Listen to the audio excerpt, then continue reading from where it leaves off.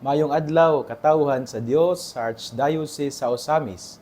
Sa ngalan sa atong talahuron nga Arsobispo, si Archbishop Martin Sarmiento Kumuwadide, ug sa kahugpungan sa tibuok kaparian kini sa lokal nga simbahan sa Osamis, kini nausab si Reverend Father Eman Pujutan ang magahatod kaninyo sa pagpamalandong bahin sa Ebanghelyo karong adlaw. Mga igsoon ko diyan ni Kristo, adlaw karon nga Sabado, June 7, 2025. Ana kita gihapon sa ikapito nga semana sa panahon sa pagkabanhaw.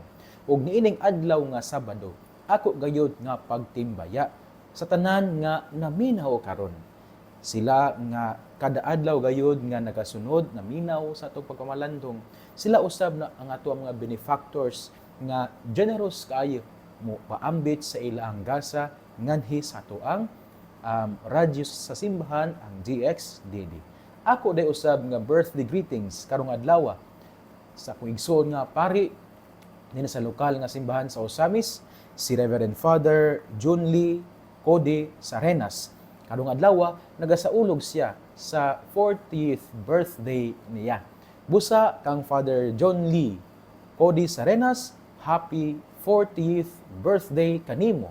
Siya ang kasamtangang Padre Cura sa parokya ni Santa Teresita sa Batang Jesus diha sa Barangay Banadero, Dakbayan sa Osamis, ug siya usab ang rector at the same time bursar sa St. John Paul II College Seminary. Again, Father Cody, happy birthday. Ug siya di usab no ang in charge sa Commission on Mission ug siya usab ang in charge sa Commission on Liturgy. Siya ang liturgist sa atoang Archdiocese. Busa kang Father Cody, happy birthday kanimo. Ako day nga pagtimbaya karong adlaw sa ako mga parokyano diha sa parokya ni Señor San Vicente Ferrer sa lungsod sa Bonifacio. Ilan na gayon ni Nanay Baby Lubitania, ni Nanay Beta Bertulfo, nilang Nanay Inday Pagubo, nila Kuya Nelson Bellones, sakop na po sa kumbento or sa rectory, si Ate Virgie Bertulfo, ang sekretary sa ang parokya, nila Benji Pagatpat, nilang Suita Sumundong, sa tanan nga akong kaila diha, kinsa pa man, silang ang Nanay Inday Pagubo, no? Sila nga mga suki kayo, nga musimba matag adlaw, si Mami Dithma Valle usab, sa tanan nga akong mga nailhan, kailan ako diya sa ug tanan akong parokyano sa parokya ni Señor San Vicente Ferrer sa lungsod sa Bonifacio, ako nga pagtimbaya ninyo karong adlaw. Ngigsuon, dining adlaw day usab nga Sabado, ako day usab nga i-greet ang tanan nga mga motor cab drivers ug tanan nga mga sikad-sikad drivers. Hinaot nga panalanginan kamo sa Ginoo, buligan ang inyong mga kahago alang sa inyong pamilya, hatagan og piskay nga panglawas ug hinaot ilayo sa mga disgrasya niining panahona. Diyem na gayud nga kanay bitawng mag-amping punta sa mag-drive kung adeserta mo liko sa wala man or sa tuo, mo signal light unya muling isa sa side mirror kung naabay nagsunod. Mag-amping gayud kay naa may pamilya nga naghulat kaninyo, naa may mga mahal sa kinabuhi nga naghulat kaninyo, busa mag-amping yun. Unya dili pag ay pakusog o padagan, dili nga maglusot-lusot ang mga motor cab. Kay peligro kayo mga igsuon, no? Kay kung kita magdali, matay lisod gid kayo. Basta tao gani nga magdali, sayop gid ang desisyon sa kinabuhi. So mo kana, so mag-amping ta, mag-amping. Ako di usab nga i-greet in town pod sila si Kuya Romeo Sinubuhan nga siya mo ang papa ni Father Michael Sinubuhan. Ug ako usab nga i-greet ang atoang mga naglihok diha sa Archdiocesan Shrine of the Virgen sa Kuta, sila Kuya Tiro, sila Ate Inday Garcia, sila Ate Lilia Managing, si Ate Imelda Ruiz, uban ang iyang bana, si Kuya Lando Ruiz, si Kuya Ronron, uban sa iyang asawa, si Ate Sally, si Sister Daisy Ingito, usab si Sister Maricho, no, nga siya ang ato ang in charge nga madre diha sa ato ang Archdiocese Shrine of the Virgen sa Kuta. Ang mga Knights of the Altars, ang atuwa usab nga mga Marian altar servers. Ang atong choir diha sila Kuya Ronel, uban usab siyang asawa ug siyang anak nga si Kate, sila Precious, sila Princess, ug uban pa nga mga choir ni ana. Ako ang pagtibaya ninyo karong adlaw. Ngaigsoon ko na ni Kristo, nining adlaw nga Biyernes, ari ta sa atong ebanghelyo. Atong pagkakutluon sumala sa ebanghelyo ni San Juan. Himayaon ikaw o Ginoo. Milingi si Pedro og nakita niya nga misunod kanila ang tinun-an nga pinangga niya Jesus. Siya kadtong nagpauraray sa dughan ni Jesus sa ilang pagpanihapon og nangutana, Ginoo, kinsa ba ang magbudhi kanimo? Sa pagkita ni Pedro kaniya, niingon siya kang Jesus, Ginoo, unsa may dangatan ni ining tawhana? Si Jesus mitubag, kun buot ko nga siya magpabiling buhi hangtod sa akong pagbalik, unsa may labot mo? Sunod lamang kanako. Busa mikaylap ang balita diha sa mga sumusunod ni Jesus nga dili mamatay ang maong tinun-an. Apan wala moingon sa Jesus nga ang tinun-an dili mamatay. Igo lamang siya miingon, kun buot ko nga siya magpabiling buhi hangtod sa akong pagbalik, unsa may labot mo? Kini siya mao ang tinun-an nga nagmatuod ug nagsulat niining mga butanga ug nasayod kami nga tinuod ang iyang gisulti. Suon ang ebanghelyos Ginoo, daygon ikaw o Kristo. Ngigsoon nining adlaw nga Sabado, June 7, 2025. Ang atong ebanghelyo again sumpay sa ato ang ebanghelyo kagahapong adlaw. Kagahapong adlaw ang atong ebanghelyo gikan man sa Juan kapitulo 21 versikulo 15 hangtod sa 19. Nga karong adlaw gikutlo gyapon sa maong kapitulo 21 unya sumpay siya versikulo 20 hangtod sa 25. Din ato gyapon ni siyang nadungog kay kagahapong adlaw ato mangadung ang dialogo ni Pedro ug ni Jesus. Karong adlaw usab mao gyapon ang dialogue gyapon ni Pedro ug ni Jesus. Nya nindot kayo ang ilaang dialogo tungod kay una nagtudlo kini kanato mga igsuon nga sa atong pagsunod kang Jesus, ang ato gid nga prime nga concern is to follow Jesus ug wala na ilain pa. Ngano man, ikabantay mo sa ebanghelyo, di ba nangutana si Pedro about ang Juan, kay si Juan man ang tinun-an nga mas ipangga ni Jesus, ang tinun-an nga nagpauraray sa dughan ni Jesus, o nangutana kung kinsa mubudhi kaniya. Nga nangutana man si Pedro nga, si Juan ba mamatay? Ay, si Juan ba unsa dangatan sa ni Juan nga pinangga man nimo ni kaayo? Namingon si Jesus nga, well, kung buot nga dili siya mamatay hangtod sa pagbalik, wala kay labot niya na Pedro. Sunod lamang kanako. So nagpakita kanato nga our prime concern sa atong pagsunod kang Jesus mao gayud ang pagsunod kang Jesus. Karon wala na ba tayo mga sideline ba?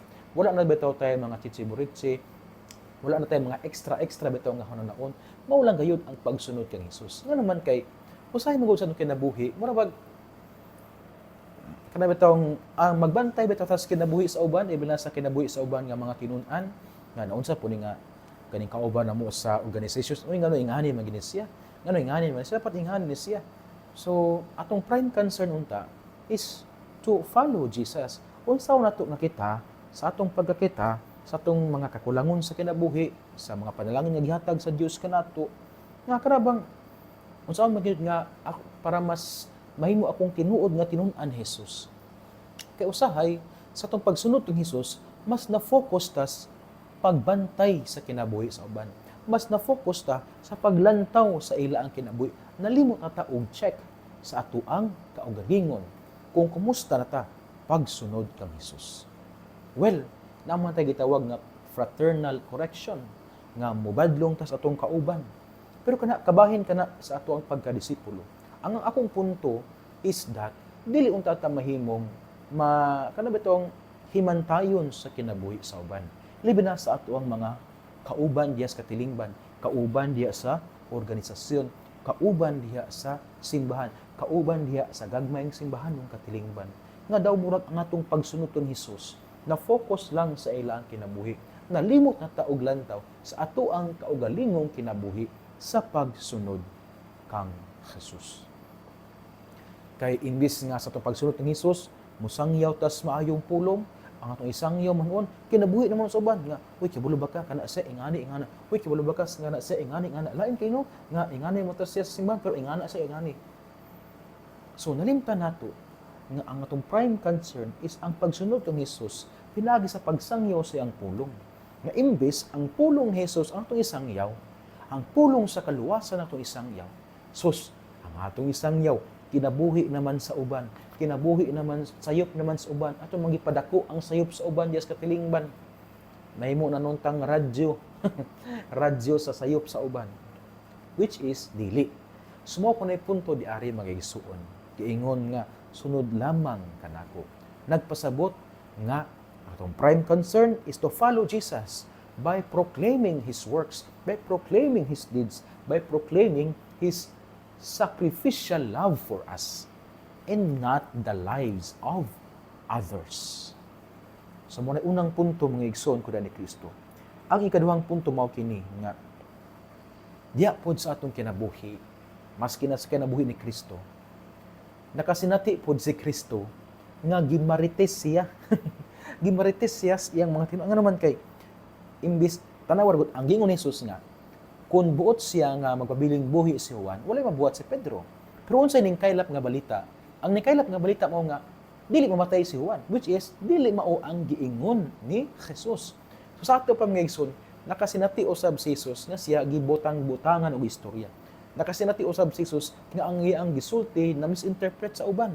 Nakasinati usab si Jesus nga iyang gisulti pag-abot sa uban nakuhaan, napun-an.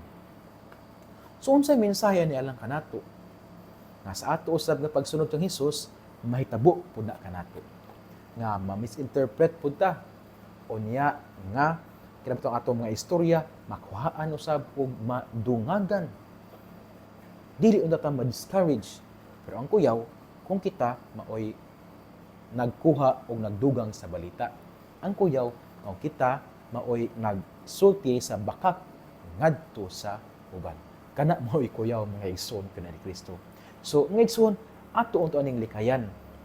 Likayan unta nato kining ato ang bitawng usay dili ka pugong bitaw nga mo dugang mo puno sa istorya. Unya ang istorya nga imong nadungog kay imo ra pong nadunggan. Unya katong istorya nimo ni ana, nadunggan na pud niya. Ndo murag wala bitaw tay ginatawag na bitaw nga factual check. Ano atong i-verify unsay atong nadungog. Atong i-verify kung tinuod bagod kanang ato ang nadunggan nga istorya. Di kung bisag wala nato na verify unya atong gi istorya sa uban makakon tata niya na appeal na ta sa chain of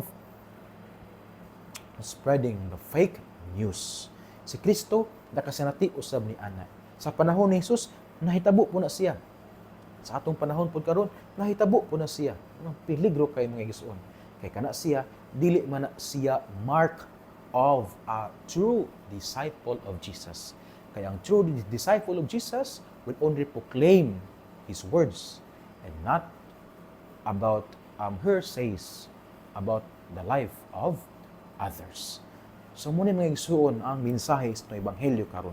Duha ka punto mga igsoon. Una, nga sa atong pagsunod kang Hesus, ang prime concern is to proclaim His works, is to proclaim His deeds, not the life of others, not the mistakes of our companions. Ikaduha mga igsoon, nga sa panahon ni Jesus, nahitabo po ning pagkamarites, nahitabo po ning nga ang istorya, makuhaan, madungagan. Kana unta, ato ang likayan, dili unta kita mo'y mahimong hinungdan, or dili unta ta moapil sa chain sa pagkuha o pagdugang sa istorya. Dili unta ta moapil sa chain diha sa pag-spread sa fake news. Kay dili man na siya mark of a true disciple of Jesus. Hinaut mga igsoon ato kining paningkamutan diha sa atong kinabuhi. Kay bulahan kayo ang tawo nga maningkamot nga magpuyo sa mga pulong ni Jesus. Sama siya sa usa ka kahoy nga gitanom dakplain sa sapa kansang dahon dili gayud malaya. Unya tiempo sa timbunga siya mahatag o mamaayong mga bunga. Ngigsoon, salamat sa pagpaminaw. Sa sunod na usab nga higayon, kita makatipok aron nga mamalandong sa tong ebanghelyo sa matag adlaw. Ato kining pagkanimutan nga puy-an diya sa tong kinabuhi aron kita matawag mga tinuod nga disipulo ni Jesus. Sama sa tong mahal nga inahan nga pamalandungan ang pulong di panikamutan nga puy-an o kini gibutang gayud sa iya ang kinabuhi o siya natawag nga bulahan.